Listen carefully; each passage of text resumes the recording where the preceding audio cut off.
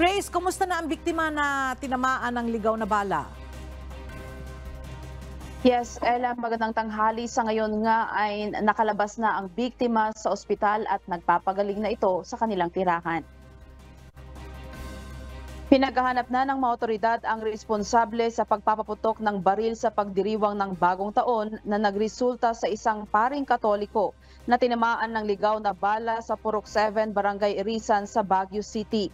Nagtamo ng tama ng bala sa kanyang balikat ang biktima, isang 60 anyos na paring Katoliko na naninirahan sa Holy Family Parish sa Barangay Bakaking Norte. We are currently investigating, starting from the recovered evidence, yung bullet, fired bullet na na-recover sa body ng victim natin is a 9mm. So we can start from that. And we have submitted the evidence to the forensic group for ballistic examination. Sinabi ng pamunuan ng Baguio City Police Office na nagtungo ang pari sa Purok 7 para manguna sa isang misa sa pagsalubong sa bagong taon.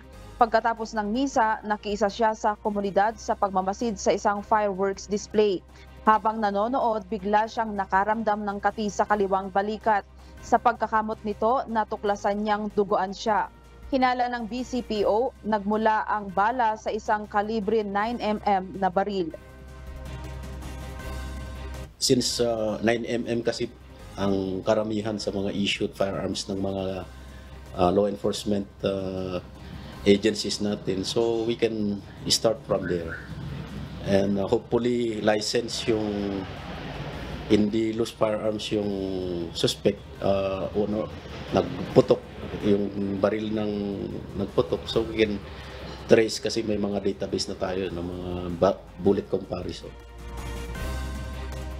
Nasa possession ng forensic group sa Baguio City Police Office ang basyo para sa firearms identification at ballistic examination.